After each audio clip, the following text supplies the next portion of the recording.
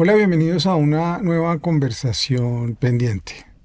Las preguntas sobre el arte, el poder, el mundo del dinero, la mercantilización de los objetos artísticos rondan el mundo de hoy cuando el capitalismo está tratando de inventar algo para esa nueva instalación de un sistema que muchos ya no llamamos capitalismo, sino tecnofeudalismo.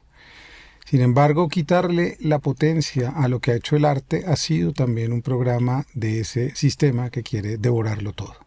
Por eso hoy me siento muy afortunado de tener a una compañera, a una mujer brillante, a una doctora en arquitectura.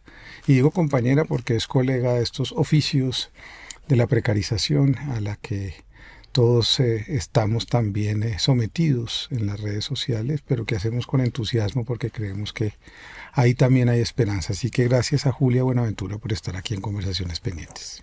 No, muchas gracias, Juan David. Estábamos pendientes hace tiempo y estoy muy emocionada de estar acá, muy nerviosa. No, no, nada de nervios. Después de todo lo que ha pasado, nada de nervios. Julia está acá en Bogotá porque hace unos días presentó este libro, que es el motivo de nuestra conversación, que se llama Arte y Poder en América Latina, 33 artistas. Este libro encierra muchas de las preguntas que Julia se ha hecho y te has hecho en tu canal, en lo que has estudiado, en las clases que has dado. Pero yo quiero empezar entonces preguntándote, arte y poder, la gente parece que no termina de relacionarlo, parece que le parece una idea más bien paradójica, porque parece que el arte hubiera perdido todo su poder Totalmente. de, de entusiasmo en todo caso, de llamarnos a una actitud distinta ante la imposición de este grupo y este bloque totalitario que se nos impone hoy. Sin embargo, yo sé, obviamente, nos conocemos y hemos hecho este trabajo de alguna u otra manera juntos, pero me sirve para espolear la conversación. ¿Cómo es que empieza tu reflexión juntando esas dos palabras? No, yo empecé a hacer una historia del arte de América Latina del siglo XX y Ujú. fue porque dictaba esa clase. Sí, y Aquí, entonces lo comencé a dictar aquí en Bogotá y después la dictaba en Brasil. Sí, en Brasil una vez me hicieron caer en cuenta, por ejemplo, de que no hablaba de Colombia. Y claro, no hablaba de Colombia porque después seguía la materia Arte en Colombia. Entonces yo dictaba Historia del Arte Latinoamericano y después seguía la profe de Historia del Arte en Colombia. Entonces yo no iba a pisar los talones. Y entonces cuando me di cuenta de eso comencé a... ¿sí? a pensar. Y era una historia del arte latinoamericano del siglo XX. Pero cuando yo empecé a organizar el curso y a meterme, me di cuenta que era una historia del poder, que era una historia, es exactamente una historia del poder. Me di cuenta que el arte tenía pasaporte. Me di cuenta de, por ejemplo, una cosa que te das cuenta inmediatamente es que un artista europeo, si un artista europeo, un cuadro de él cuesta 100 millones de dólares, por ejemplo, Pollock, el mata, que va a ser igual que Pollock en jerarquía, cuesta 1 millón de dólares. O sea, va de 1 a 100. Ujú. Sí, y entonces te empiezas a dar cuenta de que el arte tiene pasaporte, tiene unas jerarquías, tiene unos centros del poder muy marcados que se cambian primera mitad del siglo XX París, segunda mitad del siglo XX Nueva York, y eso no fue espontáneo, eso fue un plan. Entonces era una historia del poder. Ujú.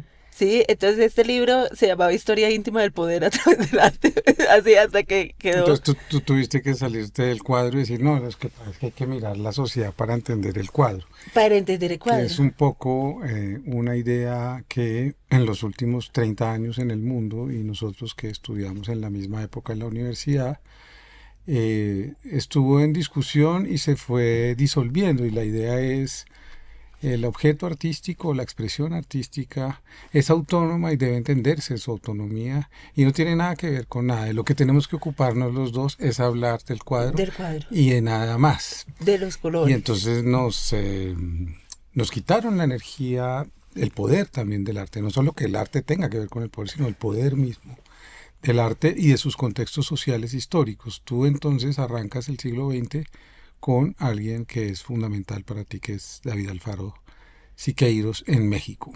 y ya no lo explicas más como un muralista, sino que te ocupas también de saber quién fue.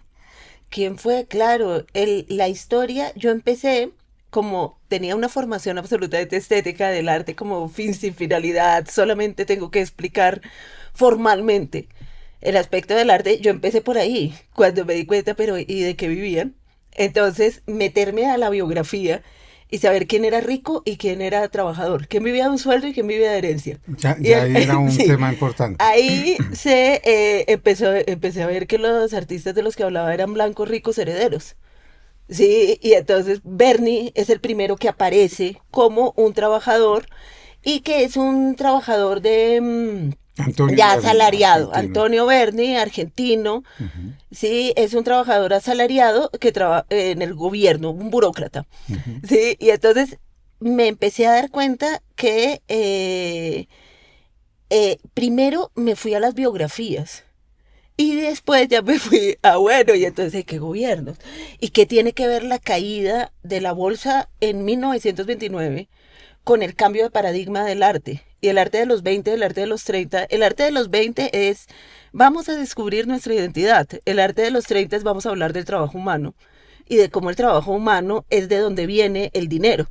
El arte de los 20 es una fiesta, o sea, están despilfarrando, o sea, el café en Brasil daba un dinero. La Belle Époque europea y Sí, y era un lujo que los europeos no conocían, el que había aquí. Como dije en la presentación, Tarsila de Amaral tomaba agua traída de Francia. O sea, sí, cambiaba de piano una vez al año. Entonces, tú te vas dando cuenta. Entonces, primero la obra, después sales a la biografía y después sales al poder, ujú, a los centros de poder y a la historia política. Y me di cuenta que esa historia política no se podía entender sin una fuerte base económica, ¿sí? Entonces, salí de lo más particular que es la obra a la historia económica, pero entonces nunca hice como una historia marxista, que es a partir de los medios de producción ujú, para explicar la obra. No, no, no, no, mm. no. Y además porque Marx mismo decía, uno puede entender qué tipo de medios de producción, qué tipo de poder posibilitó esta obra. Lo que uno no puede entender es porque la misma obra, después de 100 años, nos sigue conmoviendo. Ujú. ¿Sí? ¿Por qué? Entonces, ¿qué era eso de un arte completamente metido en su contexto, pero un arte que después de 100 años yo seguía?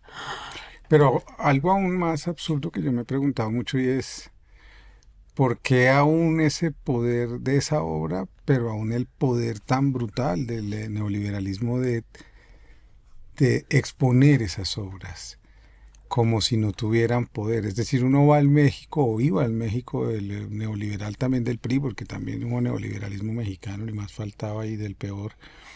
Y entonces uno veía los murales exhibidos como historias antiguas, o uno iba a la casa de los banqueros ricos colombianos, argentinos, peruanos, y tenían obras de arte contemporáneo o de arte vanguardista de los 20 o de los 30 exhibidos en sus salas, digamos, un dispositivo también de capturar todas esas imágenes y todas esas energías y ponerlas y acomodarlas en un sistema muy complejo, ¿no?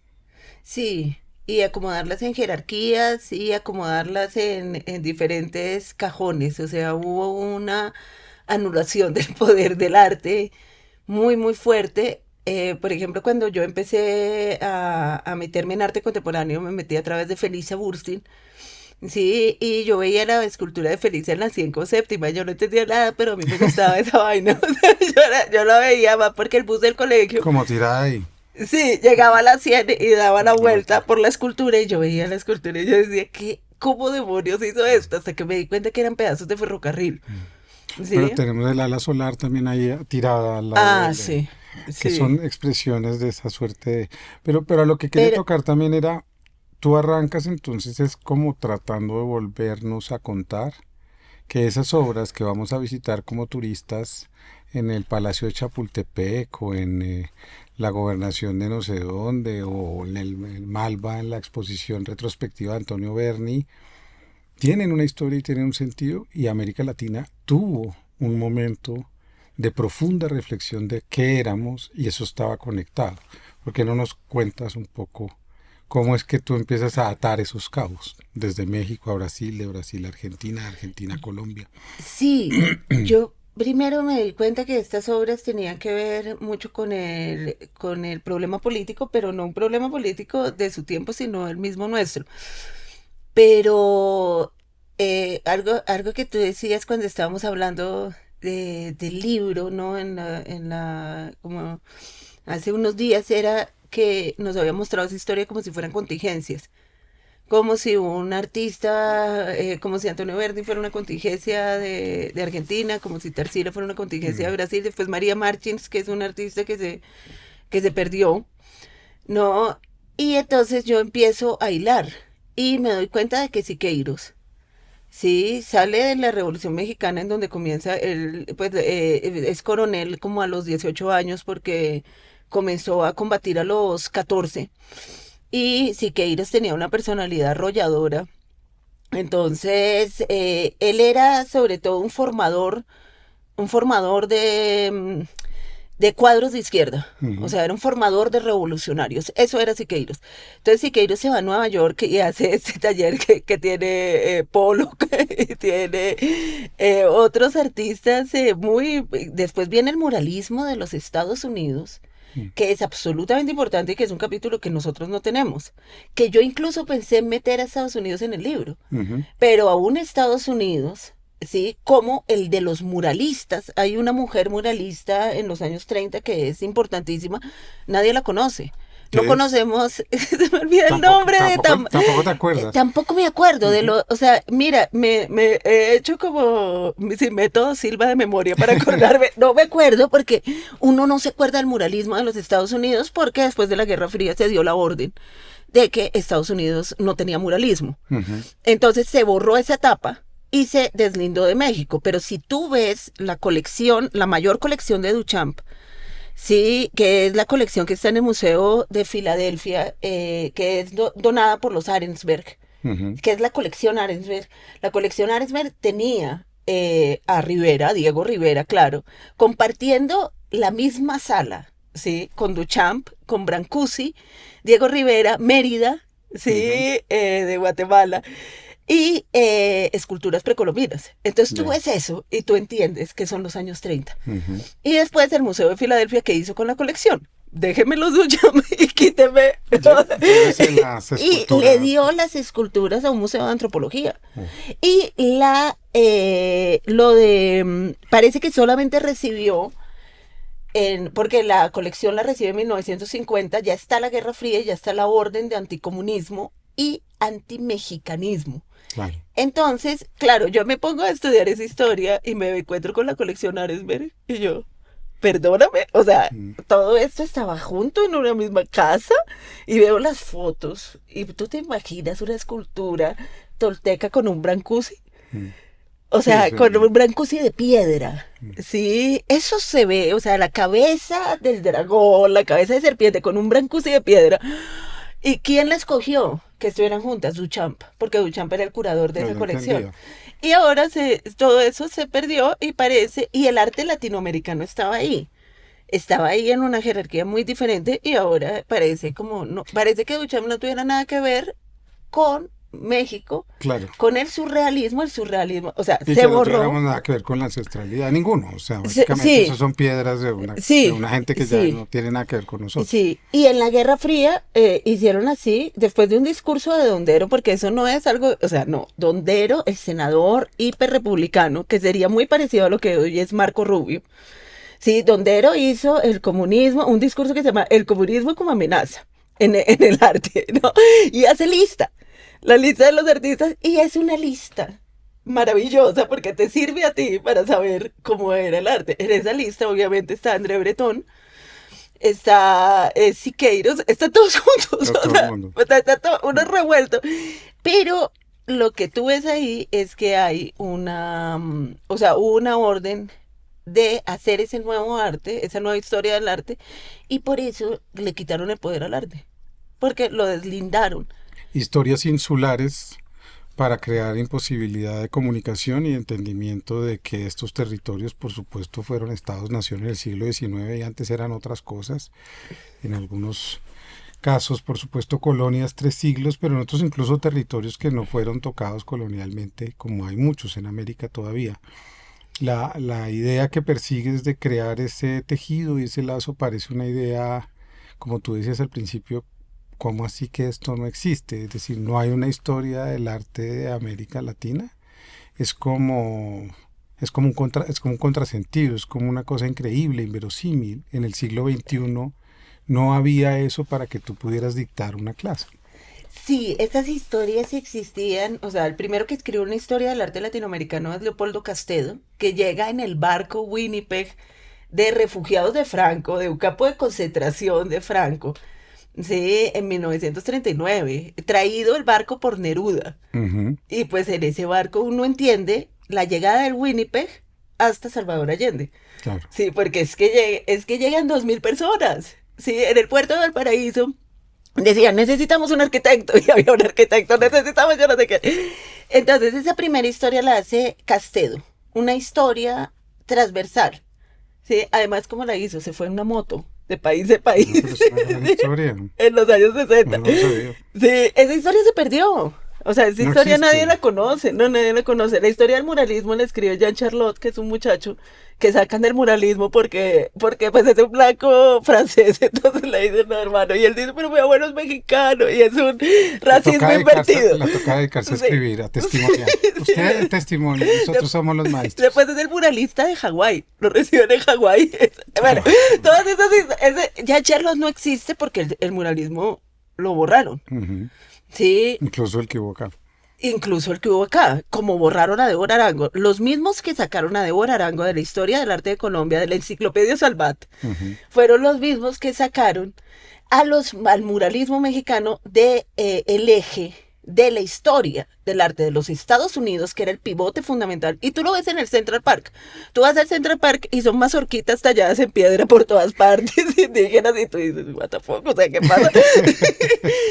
Entonces, pero lo que te digo, esa es la primera historia. Después vienen, Damián Bayón hizo una historia del arte latinoamericano cuando el boom de las letras estaba, el boom latinoamericano, y se inventa esa caja de lo latinoamericano. Yo me leí todas las historias que se hicieron y después de Juan H. hizo una historia, pero es muy compleja de leer, Mm. ¿sí? Y después la labor del historiador la asumieron los curadores de arte. Ya. Entonces vienen grandes curadurías, ¿sí? Y está el trabajo de Mary Carmen Ramírez. Mary Carmen Ramírez, es que yo te podría, o sea, las grandes curadurías que fueron las que asumieron la tarea de hacer una historia del arte latinoamericano. Ujú. Mary Carmen Ramírez hace heterotopías Sí. y esto se viene después del quinto centenario de 1992, de decir, no, es que nosotros no somos subsidiarios de un arte con un centro de poder, sino que nosotros tenemos. Y entonces vienen grandes curadurías que son, una la hace Gerardo Mosquera, Ivo Mezquita hace una curaduría maravillosa. Carolina. Ante América, Carolina Ponce de León hace una curaduría con Gerardo Mosquera y Raquel Weiss, creo Ujú. que es Sí. impresionante, ¿sí? Y esa es de las primeras. Sí, y todas son en respuesta a pues son una respuesta muy fuerte a una exposición hecha en el 89 que es como lo fantástico, como si nosotros fuéramos Lo fantásticos y real folclóricos. maravilloso. Sí, desde el 90-91, sí, desde esa exposición de Carolina Ponce de León con Gerardo Mosquera, hasta el 2001 con Heterotopías, que se vuelve después otra exposición que Inverted Utopies, creo que se Ujú. llama, Sí, sí, sí. ¿sí? Se hace, los curadores toman esa, los curadores latinoamericanos, y esos son los libros que sirven. Sí, por ejemplo, Mary Carmen Ramírez, o sea, era Siqueiros, y yo era, pero ¿por qué tanto interés de Siqueiros? Claro, después entendí. Y, pero Mary Carmen lo ponía como constelaciones Claro. que venían de Foucault. Ya. Sí, y entonces ya no me gustaba tanto. O sea, sí, Sí, como porque... esas ideas de... Pero Mary Carmen Ramírez hizo una cosa que fue después de hacer esa exposición, los catálogos de esa exposición son la base de este libro.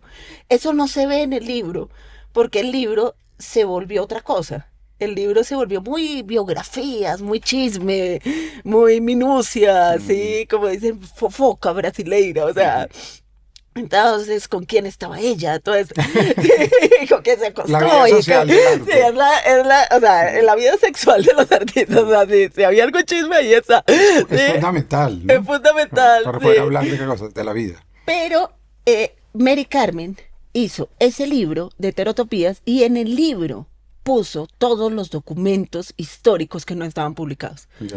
Y después se fue para Houston y en la Universidad de Houston hizo una cosa que se llama ICA, ICAA. Todos los que quieran saber de historia del arte latinoamericano tienen que entrar al ICA.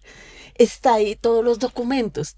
O sea, cuando eso hizo ella. O sea, fue un gesto. No, también, ella como- fue como- recogió todos los asuman. documentos, el manifiesto por un arte revolucionario independiente, el manifiesto antropófago, y todos están publicados en original, con un resumen de los mejores cerebros, porque eso es, ella como lo hizo, contactó grupos en cada país que dijeron estos son los documentos fundamentales del arte. Y entonces están online. Entonces yo ya puedo escribir el libro. Esa paradoja también es muy dura, ¿no? En el sentido de que en todo caso, aunque se ha producido un gesto revolucionario por parte de Mari Carmen, se hace en todo caso en un lugar que estará abierto por un tiempo, pero si se extreman las condiciones de Estados Unidos tal como lo estamos viendo, esa puerta se va a cerrar y esos archivos se van a volver inaccesibles para nosotros porque son de ellos, ¿no? Entonces, de Estados Unidos, ¿no? ¿ICA es de Estados Unidos? ¿ICA? Sí, es Claro, de los la archivos de Universidad García Márquez Houston. están en Estados Unidos, es decir, ellos tienen un poco Totalmente. la legitimidad sobre nuestros documentos, nuestra historia, nuestras imágenes, y por eso tú decidiste, después de hacer una investigación, de acudir al rumor, al chisme, al acto de vaya, tómele una foto con su celular y me la manda, entender por qué este libro no podía tener imágenes, que creo que es una bonita historia para que todos los que quieran, después de ver este programa, vayan a una librería y compren este libro. Sí, no, este libro no tiene imágenes porque las imágenes... Una historia del las- arte sin imágenes. Una historia del arte sin imágenes. Ujú. Los derechos de imágenes del arte de América Latina no son de América Latina. Sí, así como la historia del arte de América Latina no es de América Latina. Heterotopías la hizo Reina Sofía Ujú. en Madrid y después en la tierra que le robaron a México, en Houston. No, o sea, eso. Es doloroso. Y Es que los, sí, es- es doloroso. Además, es doloroso que nosotros, o sea, que ser una colonia es alguien que tiene el centro de poder fuera de ella y por lo tanto no conoce a sus hermanos, no conoce a los partners. Nosotros no conocemos principales artistas de Venezuela, principales artistas de Brasil, principales artistas de Paraguay. Ujú. No los conocemos. Entonces, No conocemos Paraguay, para empezar. Ni, no ni- cono- ni lo podemos imaginar. no como una con- selva sí, húmeda. Sí, en Paraguay sí. Es decir, es de Además fuerte, que nosotros. sí, nosotros, o sea, yo cuando fui a Paraguay hablaban guaraní y hablaban en guaraní y te cobraban en dólares. Ujú. O sea, directamente dólares y guaraní. Y yo era, no sé qué están hablando. Entonces, bueno, Es un gran título La- para una obra. Dólares y guaraní. dólares y guaraní, sí. Además, porque está todo ¿cómo se llama? Es como nuestra antigua Panamá, que era, no, Zona antigua franca, Panamá de los zona- 80s, zona es zona franca. franca, sí. Sí, A- todos ahora los es- brasileiros van Ahora a... los hijos del expresidente tienen una aquí cerca. Ya no hay que ir tan lejos. Aquí Ya no hay que ir tan lejos. Aquí llega el avión y hay una zona franca cerca del aeropuerto. Así que ya no hay que hacerla en otros lados tan lejanos. Eso. Entonces, sin imágenes, ¿por qué? Porque conseguir los derechos de imágenes no es que fuera caro, no, es que era imposible. Y yo les puedo decir obra por obra. Entonces, ya he contado lo de la Vaporu de Tarsila, que es una obra, que es la obra más importante de Brasil, que tiene la colección Constantini en Argentina y que afortunadamente se vendió a un latinoamericano en la puja. Ujú. Sí, porque cuando en los 90, fue como en el 98, que le dijeron al Ministerio de Cultura de Brasil, El Lavaporo está en el aeropuerto y ya está saliendo a una subasta en Sotheby's.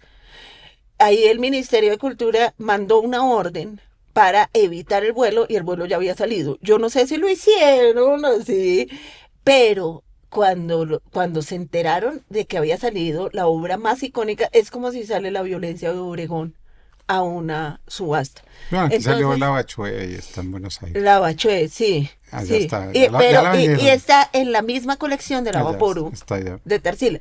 Pero el Lavaporo. Entonces vamos al Lavaporo, ya vamos al Malva. Hola, pues bueno, afortunadamente el Lavaporo podemos negociar los derechos de la imagen en español, entonces al Malva, buenos días, ¿cómo están? Queremos la imagen de Lavaporo. Y nos dicen, no, eso es de los herederos. Y nosotros de Tarsiliña. O sea, Tarsiliña es la que manejaba los herederos de Tarsila de Amaral, que O son sea, como... su propia familia. Es la sobrina nieta. Ujú.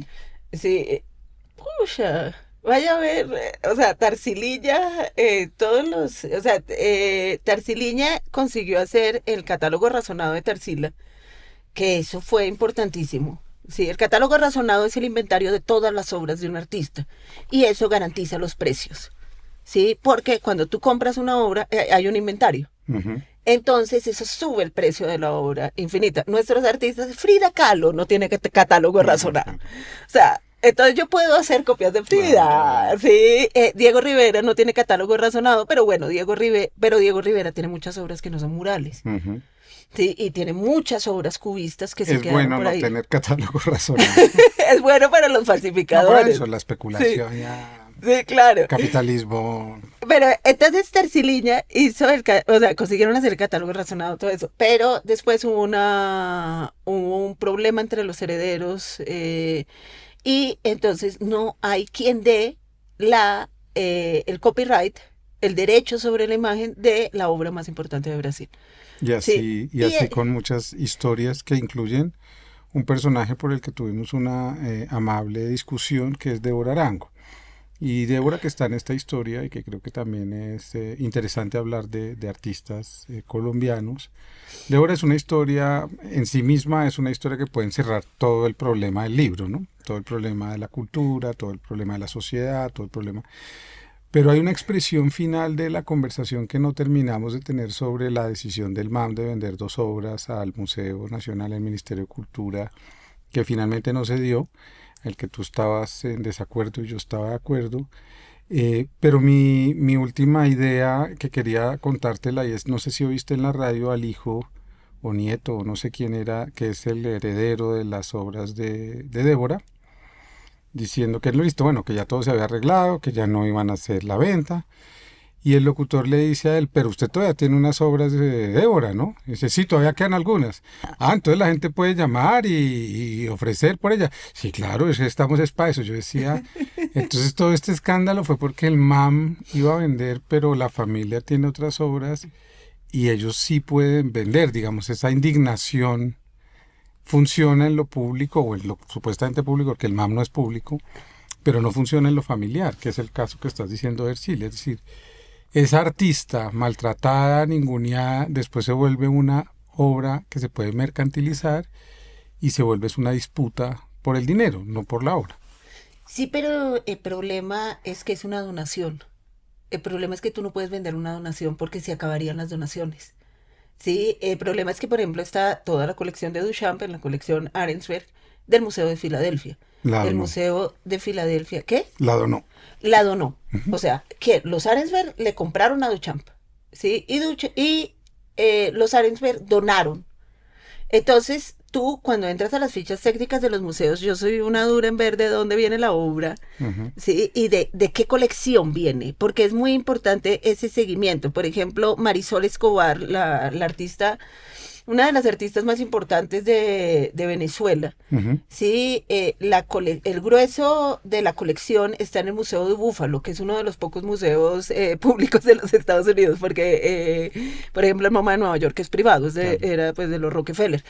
Y después Sí. los Sackler pusieron un dinerito en Y, el MoMA pues, y sí, mataron a uno. y la colección Cisneros está donada a la colección del MoMA, que ha entrado, con la cláusula de que no se puede mostrar sola, se tiene que mostrar junta, porque Cisneros piensa que mostrar los cinéticos venezolanos, con lo que tienen de Tatlin y con lo que tienen de el mismo Duchamp óptico y va a subirlos de jerarquía. Claro. Sí, cosa que es interesante de cualquier Sí. forma. Y Sí, es claro. interesante, muy interesante la donación. Ahora, ¿qué pasa con Débora? Tú no puedes vender ni desarticular una colección que ha sido donada. Sí, Débora A de una algo. institución privada. No, a ninguna parte. Las colecciones no se pueden desglosar.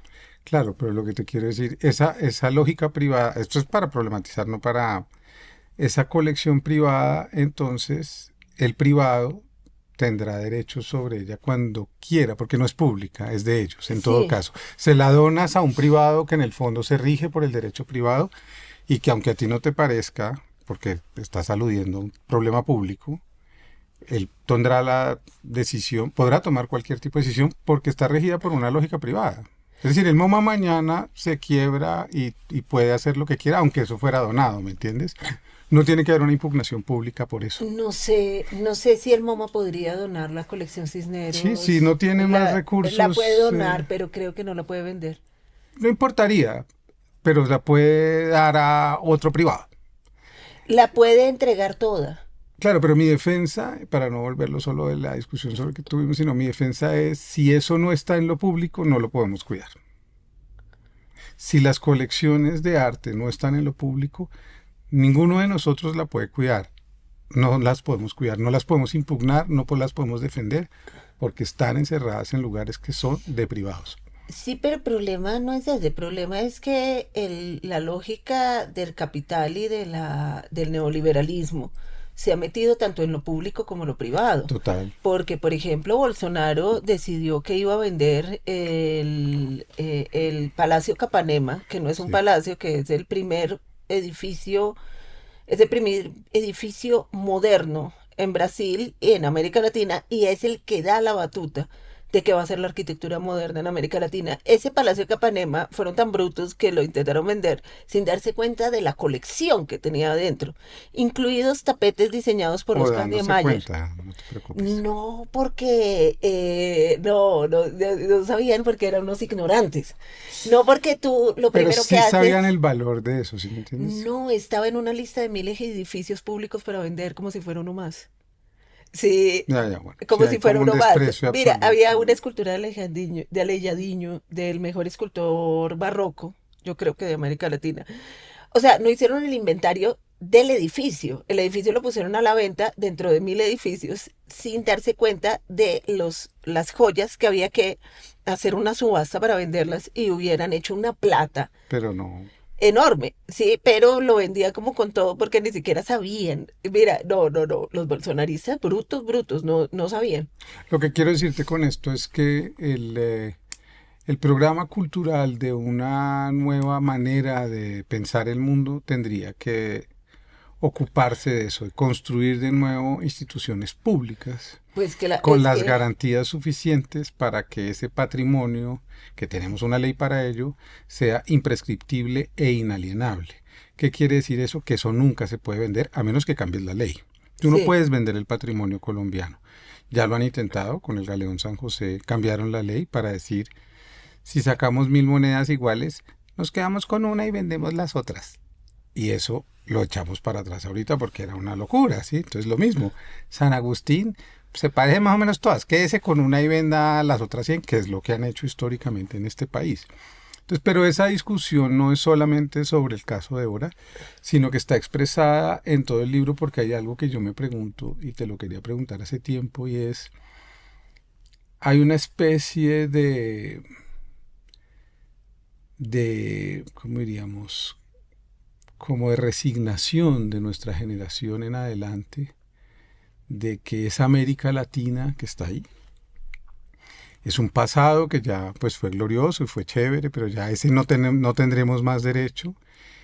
E incluso esa otra América, esa idea de América Latina como un territorio que se podía comunicar, incluida Brasil, como siempre lo has dicho, también se vuelve una broma para burlarse de eso. como una estética desaliñada, como una Sí, estética mamerta, como una estética aburrida. sí. Y eso se vuelve un programa cultural que tú ves en toda suerte de personas que conocimos, con las que compartimos la vida, con las que, incluso la música que oímos de Eh, adolescente, ¿me entiendes? sí. No podías oír esa música andina porque eso era como parte de un mundo No, absolutamente despreciable. el desprecio de nuestros mismos profesores por el arte latinoamericano, Ujú. el desprecio por el pensamiento latinoamericano, el término este de colonial, que es un término absolutamente eurocentrista, y además que todos los textos decoloniales nos venían de Europa, entonces era el desprecio. Pero una cosa que lo que quiero volver sobre lo de Débora y las colecciones, Sí, en donde tú me haces caer en cuenta de una cosa muy, muy interesante, que es sí, estos museos son privados. ¿Y por qué son privados? Porque vienen del modelo del MoMA de Nueva York, que fue el que puso la pauta en la Guerra Fría de qué debía ser la historia del arte y fue el que sacó al muralismo de la historia y a y es Débora una Arango. historia privada. Sí, y es el modelo que hace el MAMBO, el Claro, Museo de Arte Moderno de todos, Bogotá, el Museo de Arte Moderno de de Medellín, Medellín. todos. Entonces es muy interesante porque sí, la única forma sería, la Mira lo única, que logra un artista como Fernando Botero con el Museo de Antioquia. Dona la obra, pero pone la condición de que deje de llamarse Museo SEA. ¿Entiendes? Cuando opera la lógica privada sobre cualquier programa cultural, pues lo que se impone es la visión de alguien por las razones que sea. En el caso de Estados Unidos, por un programa absolutamente colonial, imperial, digamos, de imperial. decir, Sí, nosotros sabemos que esto es importante, nosotros sabemos que quitar esto es importante. sí, Esto no fue como, ay, vámonos a ver qué hay allá. No, no, no, entender no. que fragmentar y quitar Sí. y Y hacerlos entender que no tienen nada que ver con Brasil o que Venezuela queda muy lejos o que porque hay arte cinético en Venezuela o porque aquí había vanguardias o porque todo eso se vuelve una cosa accidental para todos nosotros y es como si hubiéramos vivido el drama de no tener historia o de que nos dijeran ustedes no tienen una historia. sí, exactamente. Y la historia se escribe para entender el presente y para tener un programa de futuro. Entonces, quitar la historia es quitar el empoderamiento del futuro, ¿sí? La soberanía, ¿sí? Y eso es muy interesante en lo que tú dices, porque es un desempoderamiento, o sea, Ujú. y una resignación y una tristeza. O sea, nosotros venimos de un programa de los 90, dictado en los 90, donde, no sé, Juan Rulfo, la literatura en la... hay una cosa acá que es que yo estudié literatura, Sí, sí. no artes. Ujú. Entonces, claro, si tú vienes de la literatura, tú eres, pues, o sea, yo tengo Sor Juana, yo tengo Mm. Juan Rulfo, yo tengo Gabriel García Márquez, yo tengo Borges, o sea, sí, Borges que además denosta de todos, entonces ahí hay una sí. discusión horizontal, ¿sí? No, a mí Pero por latinoamericanos no me gustan, a mí me gustan por la literatura y vamos a hablar de literatura, entonces yo creo que él pone la discusión en un lugar, pero Pero entonces es un empoderamiento el que te da a ti eso, porque son escritores que no le deben nada, absolutamente nada, a Proust, a Flaubert, a Dostoyevsky, que es fantástico, a Tolstoy. O sea, tú tienes o sea, los tuyos son fantásticos, ¿sí? Yo leía solamente literatura barroca y literatura rusa y los modernos mm, latinoamericanos. Ven, entonces yo me voy a hacer la historia del arte latinoamericano después y veo un desprecio. Es un desprecio por Diego Rivera. Y ahora con el nazifeminismo, no, pues, o sea, pero sobre ahora, lo literario te digo es, digamos, se sirven 10 o 20 nombres, pero tú lo muestras en el libro. O sea, la antropofagia brasileña no entra en la literatura latinoamericana. Rivera queda reducido a ser un pobre hombre que tuvo un delirio y escribió una novela que nadie entiende, pero que pongámosla a leer porque eso habla sobre la selva, pero la vorágine pues fue despreciada por el boom. Entonces hay como un programa cultural de desprecio que yo siento que se nos metió en el alma a todos. sí, pero sí, sí, tienes toda la razón, pero nunca es como cuando estudias historia del arte. O sea, no, nosotros estudiamos letras y de Sí, cualquier leímos el Popol Vuh, forma sí. hay un Sí, sí, es verdad. empoderamiento muy grande No, es desde cierto. las letras. No, en historia del arte. O sea, Frida es una señora loca que sufría. Sí, no es una gran pintora. Mira, yo cuando vi no era una retrospectiva, pero una exposición de tus 50 Frida Kahlo, yo Ujú, me llevé un susto. O sea, yo dije, yo, ¿qué me estoy perdiendo en el mundo? O sea, ¿qué pintora? ujú. ¿Qué pintora? Dios santo, ¿qué es esto? No, Berni, ¿Sí? a mí me pasó lo mismo con Antonio Berni. Yo pues había visto dos Antonio Verde, cosas y sí. veo una cosa en el Malva de todo Antonio Berni y veo todo lo que hizo y digo, ¿esto Sí, qué es? ¿yo qué estaba haciendo? Mm, Sí, pero Orozco, Frida, la misma Felisa, Marisol Escobar. Cuando yo vi la obra de Marisol Escobar también casi, pero yo qué estaba haciendo en toda mi vida. O sea, ¿cómo no vi esto? Dios mío. Sí, o sea, ¿yo qué hago viendo a Warhol? ¿Nosotros qué hacemos en nuestra vida estudiando Warhol cuando existe Marisol Escobar? Sí, Marisol, o sea, entonces hay, o sea, si el desprecio sobre nosotros mismos en literatura existe, arte. en artes plásticas es inverosímil, ¿sí? Y ese es un desprecio, autodesprecio imperialista. Tu libro llega hasta el año 87. Vamos a evitarnos seguir haciendo resúmenes o aludiendo porque creo que de verdad es muy importante que lo lean. Pero yo sí quisiera preguntarte sobre porque el año 87 para ti es importante, ya vas a decir por qué y por qué decides terminarlo con Félix González Torres, además de que nos cuentes quién es Félix González Torres. Pero después de eso me gustaría saber qué es lo que pasa en América Latina, es decir, cuál es esa historia que ya tendrás que escribir y te va a requerir investigar en Odebrecht y en otras empresas que tienen que ver con el arte también en América Latina. Pero ¿por qué decides como que ese es el límite de algo? En la historia uno siempre elige marcos como para decir, desde aquí Sí. hasta aquí. ¿Qué es lo que quiere decir ese marco que es muy interesante? El libro va desde 1910, que es la Revolución Mexicana, que es el levantamiento de Madero contra Porfirio, hasta 1987, la caída de Wall Street. Sí, y esa caída de Wall Street No, del una de 87. tantas.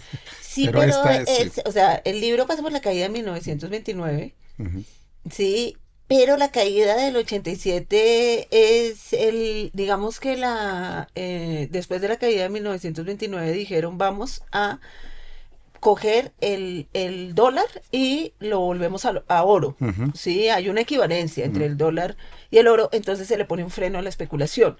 La caída de Wall Street está planteada, o sea, está, digamos, del 87. Es un plan que viene desde Nixon en el 71, creo que es que desvincula el dólar del oro y pone el petrodólar, ujú, que es todo lo que estamos viendo ahorita con Venezuela, con intentarse robar el petróleo de Venezuela, porque es que ya no tienen que sustentar el dólar, ujú. porque es que el dólar ya no vale. Sí, y eso lo estamos viendo, o sea, lo estamos viviendo. Antes ahorrar en dólares era una buena opción bajo el colchón, ¿no? Hasta lavábamos dólares. Sí, sí, sí, ahora ya. Y entonces, o sea, ¿qué pasa en el 87? En el 87 se consolida un plan de robar el trabajo humano para enriquecer a los banqueros, pero se da como si fuera una contingencia, como, ¡ay, no, qué horror! Los banqueros están muy tristes porque se cayó la bolsa. Y cuando uno los ve, sale, hay un cuento de Google que yo no he podido volver a encontrar, que es que el Estado, ¿no? San Petersburgo, Ujú. definió un gran presupuesto para los campesinos, los mujiks que estaban en la mala, todo esto, y de repente nunca llegó el presupuesto de los mujiks, pero de repente comenzaron a aparecer mansiones en los extramuros de San Petersburgo, y era una mansión, otra mansión. ¿Será que algo tenía que ver una cosa con la otra? Y claro, uno se da cuenta, se cae la bolsa y lo presentan como si los banqueros estuvieran preocupados. Y es una constante histórica. Y lo que pasa después del 87 es que vuelve. O sea, ya son caídas todo el tiempo, o sea, hasta el 2008 es la siguiente caída grande, pero todo el tiempo se están quebrando los bancos, se está quebrando Esa todo es la forma, para claro. hacer la nueva acumulación originaria, Y volverse a esas dos robar. puntas entonces, Siqueiros, Félix González Torres, Pero es desde, primero es José Guadalupe Posada, fue es esposado. José Guadalupe Sí. Posada hasta Félix González Ujú. Torres. José Se me olvidaba Guadalupe, porque es que las calaveras, porque vamos, Siqueiros, no, no, sí, ya es como, Posada pero es como una, también no lo volvieron un sentido común, ¿no? Como Posada, incluso le quitaron el nombre, no se acuerda de las de las calaveras, pero calaveras, de las uno sabe quién calacas, fue José Guadalupe sí, Posada. de José, y además porque José Guadalupe Posada era casi un artista anónimo. Ujú. El que devuelve a José Guadalupe Posada la vida es Jean Charlotte, el mismo que escribe sobre muralismo mexicano, Al ¿sí? francés que le dijeron, usted Al- escribe nuestra historia, no nosotros la suya, amigo. No, nosotros la suya, sí. Y el Jean Charlotte, el abuelo era mexicano y el abuelo tenía un sombrero mexicano. Y cuando mataron a Maximiliano, uno de los pintores que hizo un cuadro sobre la muerte de Maximiliano, que no es el cuadro que se conoce de Manet, sí, sino otro. Sí, pero le pidió el sombrero mexicano al abuelo de Jean Charlotte. Ya. Y entonces, bueno. Pero, ¿qué digo? No, las puntas del libro, Las digamos, puntas del libro. la elección de ese marco. Realmente el libro acababa en los 90 en la llegada del neoliberalismo, que Ujú. es ese 1987. Esas puntas yo no me las propuse antes de escribir el libro. El libro me dijo Ya. cuándo acababa. O Ujú. sea, el libro fue el que me dijo, no cuándo acababa porque yo no lo escribí en orden. Esa es Claro, otra sí. cosa. Sí, pero cuando yo lo vi entero, dije, ay, claro, todo era tan lógico, pero, o sea, todo era tan lógico, primera mitad, segunda mitad, todo eso, pero nada era lógico cuando yo tenía que organizar la historia. Es como yo decía, cuando vas a escribir tu propia vida, ¿cuál es el primer acontecimiento que narras? La sinopsis es muy buena, la que tienes sobre Siqueiros, que no es el primero, pero es el segundo, y sobre Félix González Torres, porque no las cuentas un poco. La anécdota de punto de partida de Siqueiros que él elige para contar su propia vida, que la contaste hace unos días, y la dramática destino de Félix González Torres y de testimoniar un momento que yo creo que de verdad no hemos comprendido como humanidad en Sí, la dimensión del dolor y de lo que fueron sometidos millones de cuerpos por prejuicios contra el SIDA, en donde fueron aislados personas, en donde se acrecentó el programa racista, misógino, patriarcal del mundo, ¿no? sí, sí. No, Siqueiros, por ejemplo, yo me di cuenta que Siqueiros era una pieza fundamental, que era algo que ya había señalado América Ramírez, pero que yo no entendía bien. Ujú. Pero Siqueiros fue un formador, o sea, Siqueiros formó a Antonio Berni. Hay un Berni antes de Siqueiros y después de Siqueiros. Siqueiros se encuentra con Tarsila en el Congreso por la Paz de Uruguay, ese congreso es como del 49, perdón, del 49 no, es Anterior, mucho, sí. mucho antes. Sí. Sí, del 33. Sí, ya es del 33. Pero bueno, Siqueiros es un tipo que está formando a la nueva escuela, el New School de Nueva York. Sí, los forma. Hay un Jackson Pollock muy parecido a un Deborah Arango y se nota que los dos están influidísimos por Siqueiros. Después, obviamente, todo ese Jackson Pollock figurativo y alegórico se va a borrar, no existe. Ujú. Como si Jackson Pollock hubiera, o sea, una vez a Roberto Mata, el crítico de arte, ¿cómo se llama? Este crítico de arte, que era crítico de arte del expresionismo abstracto, No sé. bueno, el gran crítico de arte le dice a Mata que él es un buen pintor, pero que le falta profundidad y estructura. Y él era el que decía que Pollock era lo máximo. ¿Será que Pollock tiene profundidad y estructura? No sé. Sí. Sí. Entonces, pero lo de cómo comienzas un libro y cómo, no un libro, una historia. Ujú. historia, el siglo XX, ¿cuándo comienza? Sí, no lo puedes comenzar por 1900. ¿Cuándo comienza este siglo? Como El, Hobsbawm me sí, propuso, ¿no? Un siglo ese. corto. Y el siglo XXI, yo soy tengo saudade del siglo XX, para mí No, no caigas en esa no me he trampa. podido No, no te comenzar, caigas en esa sí. trampa. Y que entonces, por ejemplo, o sea, uno le pregunta a todo el mundo, ¿cuál sería el primer momento que contarías de tu vida? ¿Sí? ¿Por dónde comenzarías a contar tu vida? Sí, y el primer momento que cuenta David Alfaro Siqueiros en su autobiografía que se llama Me llamaban el coronelazo, es cuando su perro Diablo le da rabia. Llegan a la finca, pues a la finca, a la casona donde viven y les dicen, el Diablo está con rabia y entonces el abuelo le dice a Siqueiros, coja el caballo, mijo, la bayoneta, Escopeta. la escopeta, y usted lo va a matar. No, y Siqueiros se monta en el caballo con el abuelo, pues se monta cada uno en su caballo, Siqueiros como de 10 años, y se van los dos a buscar a Diablo, además porque hay que buscarlo muy rápidamente, matarlo y quemarlo, ¿sí? Para que la rabia no se propague. Y Siqueiros se va en ese caballo para explicarle al abuelo que ha sido un malentendido, que no, que Diablo está o sea, que está furioso, pero cómo va a tener rabia, que no hay que matarlo. Ujú. Cuando llegan, él lo ve, Diablo está babeando, está furioso, es otro perro, y el abuelo le dice, mi hijo, dispare. Y Siqueiros le dice, no, no, abuelo, yo no.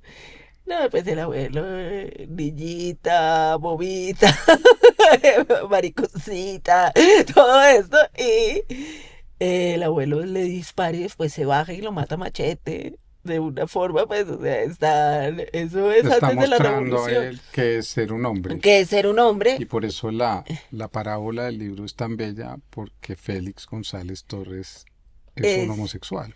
sí, y entonces el libro llega hasta Félix González Torres, que es, como decía, cubano, homosexual y marxista, que es el primer artista ya fallecido que representa a los Estados Unidos en una Bienal de Venecia. Sí, en 2010 fue eso. Para eso sí sirvió. Para eso, ¿sí? Pero había que morirse. Y claro, Entonces, vivo no claro. servía. Vivo no servía. Sin embargo, cuando llega Félix González Torres a Nueva York, él ha vivido en Madrid, él llega porque lo sacan, como con la Revolución Cubana, 50. 1957, Ujú. 2 años antes, lo sacan como a uno de estos niños, pues a todos los niños de la burguesía los sacan. Él se va a Madrid y después llega a Nueva York, pues a ver qué, a ser artista como conceptual, que Ujú. era lo que estaba de moda. Y él habla bastante con Kossuth. Es muy interesante porque Kossuth, que es el padre del arte conceptual, se negaba a vender obras, se negaba a ser capitalista y feliz. Dice, ay no, yo soy muy marxista, pero creo que si no se venden las obras no van a circular, no van a entrar en el mercado.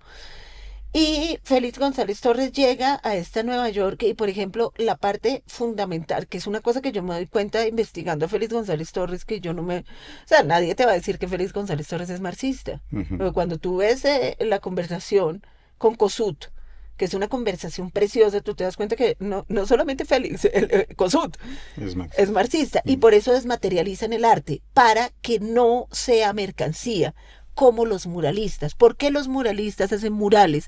Para que no se puedan privatizar. Ujú. ¿Sí? ¿Por qué los conceptuales hacen cosas que, ay, no, pues yo lo podría hacer? Sí, ay, no, pues, es que esa es la idea, que usted lo pueda hacer.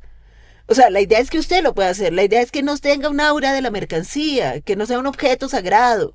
Sí, entonces entre el mural y el arte conceptual hay un escapar de la mercantilización del mundo, escapar del capitalismo. Los dos son muy parecidos Pues el en arte se ese. está preguntando es por eso, ¿no? Uno es tan pesado. El arte importante. Sí. La pregunta es esa, ¿cómo escapamos? ¿Cómo escapamos? No es ¿Cómo hay cómo nos un nuevo sentamos aquí a... sentido? Sí, y entonces los murales son tan pesados, sí, que no los puedes vender. Y el arte conceptual es tan liviano que tampoco lo puedes vender. Sí, y entonces llega este muchachito a Nueva York a ver que ya va a ganar Reagan. Sí, ya va a ganar Reagan. Y él encuentra un grupo que se llama Material Group. No, group material. Ujú. O sea, no es, No como en el no, sentido no como inglés. en inglés, sino como en español. Y llega donde este grupo, y este grupo son un montón de mamertos en Nueva York, en Soho, que uno no sabe es que todos los mamertos, es que Gordon Matta Clark, que se pensó en meter este libro, Ujú. sí, una de las grandes obras de él, que es Final del Día, que es un gran hueco en una bodega de Soho. Yo decía, ¿y por qué redondito? Viene de la hoz y el martillo, o sea, y tú ves los bocetos. Y ese es otro mamerto, que es el hijo de Mata, que se fue al Museo de Salvador Allende a ver en qué podía contribuir.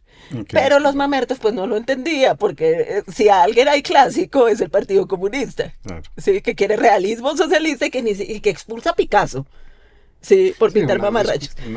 pero ahí yo creo que Ent- eso es que es lo importante de este libro. Y Sí. entonces Félix González Torres llega hasta Nueva York, se encuentra con Group Material que está haciendo invasiones, golpes de Estado. Una de las grandes exposiciones del Group Material es golpes de Estado de los Estados Unidos en América Latina. Y es una exposición aburridísima. O sea, es una línea de timeline, ¿no? De todos los golpes de Estado. Y uno es como, uy, qué mame. O sea, como chévere. Y chéverísimo haberlo hecho en Reagan. No, pues claro. Sí, pero es aburridísima, no es plástica, parece una exposición antropológica, no sé. Y entonces Félix González Torres dice, ay no, yo sí quiero hacer esculturas. Y ve los conceptuales y los minimalistas. El cuerpo de la obra minimalista, el cuerpo de la obra del marido de Ana Mendieta, de Carandré, que es espectacular. Y que bueno, o sea, después hablamos de cómo la tiró por la ventana, pero es muy interesante no ver a Ana Mendieta como una pobre víctima que cayó por la ventana, no, verla como alguien que atormentó a Carandré también, ¿sí? Y él ve los minimalistas, ¿sí? Richard Serra, el cuerpo de la obra, y por otro lado, los conceptuales. Sí, y en esa época estaba viendo las exposiciones de Mapplethorpe, que son exposiciones de fotografía súper erótica, homosexual, en donde se ven vergas y pipis y todo esto. Y los republicanos hacen que se las cierren. Y así como Trump está haciendo con las leyes de guerra y con las leyes antiguas, para acabar con los migrantes, comienzan los republicanos a buscar leyes de prohibición de la sodomía de 1930, algunas de 1830, y las traen a colación.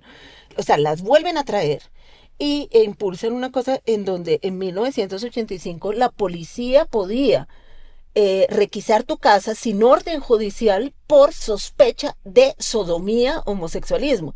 Y rescatan una ley por allá de Arkansas en donde el sexo anal estaba prohibido entre parejas heterosexuales. Y uno es, pero marica, o sea, que ahí ya decía la conversación, quién sapea a quién. O sea, como...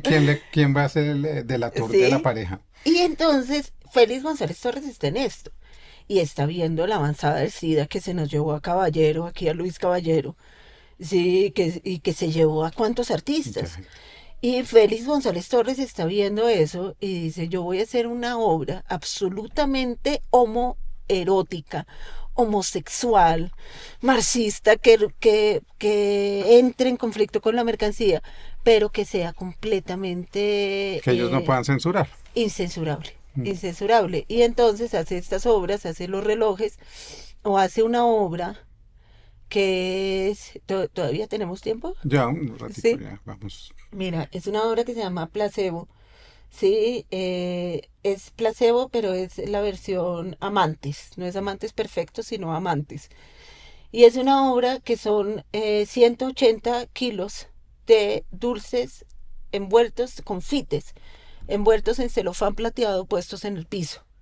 Sí, son 180 kilos y la gente llega y se los lleva, se los come y pues la obra se va acabando. Esa obra produce en el piso una apariencia minimalista porque es una lámina de metal en el piso, es de celofán plateado, entonces es una lámina de metal en el piso y tal, y es muy fuerte en términos visuales. Sí, yo vi esa obra en la exposición que curó José Roca en el 99 Ujú. sí, de Félix González Torres. Y yo odiaba el arte contemporáneo, me parecía, o sea, yo, ay, no, o sea, Dulces en el trabajen, piso. vamos, sí, ¿cómo hacen dulces? O sea, ellos no hacen la obra, cojan un pincel y pintan. Yo era insoportable y versos de Casílabo y Huidobro destruyó, no, Huidobro sí lo amo, pero, No, no, no. o sea, Rubén Darío, yo quería ser Rubén Darío, no Huidobro, ¿sí? Y entonces... Yo fui llevada del pelo a esa exposición porque mi oficina era la Luis Ángel Arango, la Ah, sala de artes, el quinto piso de la Luis Ángel Arango. Yo estaba instalada en mi oficina ahí. Y la exposición de Félix González Torres quedaba en la Casa Republicana al frente. Entonces me dijeron, Julia, vas o vas porque siempre estás aquí. O claro. sea, queda pasando la calle. Yo vi artistas contemporáneos, vagos, que no hacen nada, no hacen nada. Y entonces entré y vi una lámina de metal tirada en el piso. Y yo era bien miope, no, yo tengo lentes de contacto, no, y entonces yo vi la lámina. Y cuando me acerqué vi que eran dulces. Y ahí me llevé un susto. O sea, fue el primer susto. Ay, son dulcecitos. Y ya me empezó a gustar. Sí, fue como, hola, soy un dulce. Sí, ay, qué lindo. Y entonces yo me acerqué y era muy perfecto el cuadrado. Y entonces a mí me daba miedo meterle la mano, pero yo quería, o sea, Claro. coger los dulces. ¿Se pueden coger? Sí, se pueden coger. Entonces me acerqué. Y es que, bueno, no hizo nada el artista, simplemente tiró unos dulces aquí, Ujú. además ni siquiera porque está muerto, sino que se los tiraron, ta, ta, ta. Pero me acerqué y me dijeron al oído, no, Julia, esto pesa 180 kilos, porque es el peso de Félix González Torres y el peso de Rosa Koch. Sí, y se murieron de sida. Y Félix la hizo cuando ya sabía que Rosa iba a morir. Entonces tú, al retirar los dulces, estás retirando el peso, estás retirando los cuerpos y te los estás compartiendo. Y yo ahí empecé a llorar, Mm. ¿no? Y acababan de matar a Jaime Garzón. Y habían matado a toda la UP en este país. Y se había suicidado mucha gente muy cercana. Y yo cuando vi esos dulces que significaban el peso de los cuerpos de los muertos, yo cogí los dulces y me llené los bolsillos y me fui a mi casa, ¿no? A darle un dulce a mi papá, a mi mamá, a los hermanos que quedaban, ¿no? Sí. Y a repartir dulces, que era como repartir hostias. El Era cuerpo de como Cristo. repartir el cuerpo de Cristo. Yo después me enteré que era bien lo del cuerpo de Cristo porque eran ateos en mi casa. Pero fue como una comunión.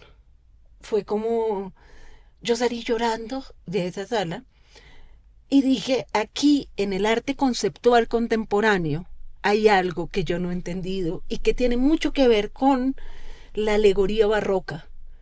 Con la alegoría barroca, con poner una cosa en lugar de otra. Yo en ese momento estaba escribiendo mi tesis de letras, que es sobre Sor Juana Inés de la Cruz. Sí, por eso ayer recité Detente sombra de mi bien esquivo, imagen del hechizo que más quiero, dulce ficción por quien alegre muero, triste ficción por quien penosa vivo. Sí, y yo entendía, y Lope de Vega con 14 versos dicen que es soneto, sí, y Quevedo con es fuego abrasador, es hielo helado, y yo me vi frente, esto es fuego abrasador, esto es hielo abrasador, es fuego helado, Helado. es una contradicción porque es el peso sin los cuerpos. Ujú. Y lo que pesa, lo que son los cuerpos es peso, es gravedad.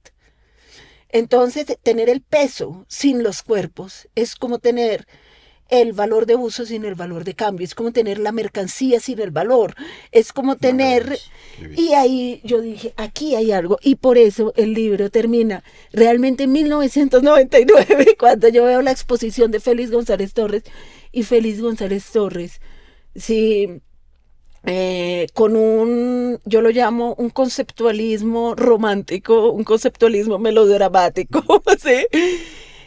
me, me cura a mí de los muertos de Colombia. Me cura a mí de los muertos de Colombia. Entonces yo decía, bueno, yo sé que el último artista es Félix González Torres. ¿Por qué? Porque este libro es mi vida. Ujú. Qué belleza. El arte es la vida. El arte no es una especie de evasión como nos lo han querido imponer en los últimos tiempos. El arte realmente nos confronta con lo más profundo y nos hace preguntas. El arte tiene historia. El arte no ocurre por la genialidad de alguien aislado en algún lugar. El arte tiene caminos, conexiones, formas de organizarse, expresiones que hay que esforzarse en comprender. Eso es lo que hace Julia Buenaventura en este maravilloso libro, en sus canales de YouTube, en el canal de ella, que es Julia Buenaventura, que ojalá se sigan suscribiendo. En la escuela, porque ella decidió también asumir la pedagogía desde un espacio de formación en escuelaconcreta.net, y en todo lo que conversa con otros artistas, con otros amigos, con otros intelectuales de este país. Y creo que Julia Buenaventura ha iniciado un camino y ojalá lo continúe, porque falta un tiempo que creo que es muy importante documentar. Ese tiempo no puede quedarse sin historia. El tiempo que pasa del 91 a hoy, tenemos que hacer el esfuerzo, porque seguir esos poderes que también capturaron el arte nos va a dar también muchas respuestas como las que ofreces aquí. Así que gracias, Julia, por estar aquí. Gracias, Juan David. Y yo quiero decir, este libro, así, es posible por Juan David. Juan David fue el editor de este libro. Yo lo llamé llorando, haciéndole un drama terrible para que me ayudara, porque si no el libro no iba a salir y se iba a perder. Y tú lo rescataste. Entonces, muchas, muchas gracias. No, nos rescatamos juntos siempre. Cuando hay libros importantes tienen que tener el esfuerzo de alguien que lo sepa. No todos son importantes, por supuesto. Aquí a Juan Pablo Fajardo. A Juan Pablo Fajardo, que hizo un objeto tipo Félix González Torres. Es una Esta es una escultura minimalismo. Así que búsquenlo de verdad. A ustedes gracias por otra conversación pendiente. Y nos vemos los miércoles a las 7 de la noche y los domingos a las 7 de la mañana. No para tener la razón, pero seguro para llenarnos de muchísimas razones que nos faltan. Chao, nos vemos.